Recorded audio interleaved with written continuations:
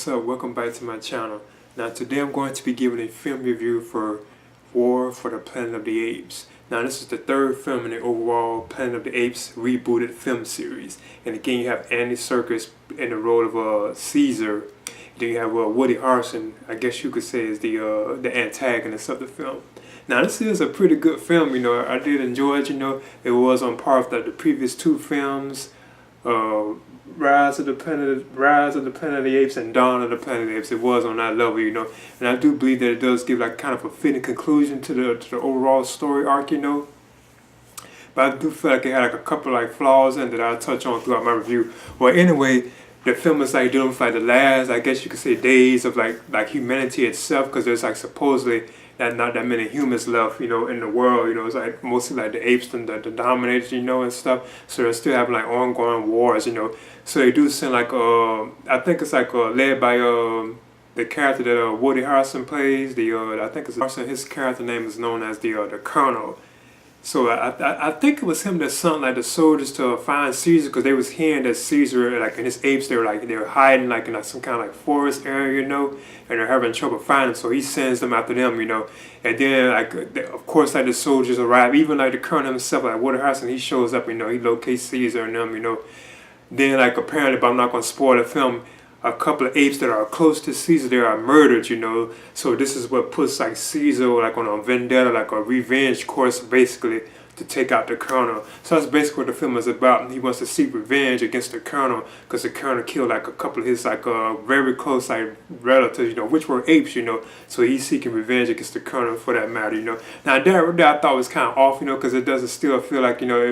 it feels like it wasn't really enough, that Caesar himself, like the ape, would go that far to seek revenge, That's what I thought felt kind of off about the movie, But overall, like the Colonel himself, he does have like a reason for why he sent like, the people, and why he did what he did, because something happened to him, like his character, like he actually had to kill his son because his son was affected with that same, I think like virus thing from the beginning of I think the first Ape film, in this rebooted series. His son had got caught with that same like disease, which made like his made him like a mimic or something like that. He couldn't talk or anything like that, so he actually had to put his son out, So I think that's why he kind of was like against the apes to that extent, That kind of gives like leverage to why he was like that himself, like the Colonel, the Woody Harrelson's character, Now overall, I thought this film, like I said, it was pretty entertaining, I thought Matt Reeves did a good job with like the direction of the film, and I can't wait for him to do like the Batman film, because he's supposed to be doing like the Batman film for Ben Affleck, so I'm definitely looking forward to seeing him do that, So I thought he did a good job on like the direction of this film, and I know he directed the previous one too, Dawn of the Planet of the Apes too.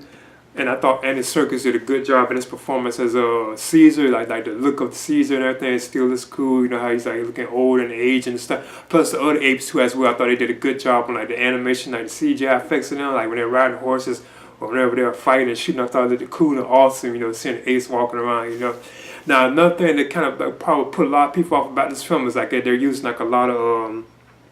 subtitles, like they use like the apes constantly using sign language, so you don't really get to see that much like actual like human language. You don't really get to see that much of that, unless Woody Harrelson's character or like Caesar's, like if he's there talking to somebody that's human or something like that, Now another thing about the film, they come across this girl, and I kind of still believe she had like a relation to the Colonel, because there was something there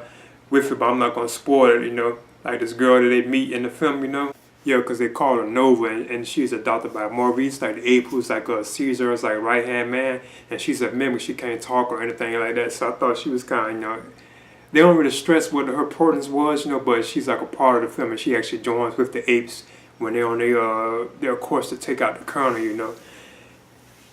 Like, and another thing too, like I said, like another thing I thought was kind of flawed about the film, like Woody Harrelson's, like his performance as the Colonel, I thought was kind of off. It didn't really fit the film, for my opinion. It's like the Colonel, like it's like he didn't really need to be in the film, but I guess they had to have reasons for why Caesar had to do what he was doing, plus to bring a conclusion to the series too as well, But I still feel like his role was kind of off, even the way he kind of delivered it, It's like he was just reading his lines, like as the Colonel, Woody Harrelson himself, it's like he was just reading his lines, so I thought that was kind of off too as well. Like I say, overall they had like some nice action scenes in the film. Also one ape in the film known as Bad Ape, and he can talk like Caesar, Well, I know like another one, I think like Maurice was able to talk too, right? where he actually can speak like English, you know. And I guess you could say he provides like the comic relief in the film, you know. He kind of helps like Caesar and the other apes on their way to take out the colonel, you know.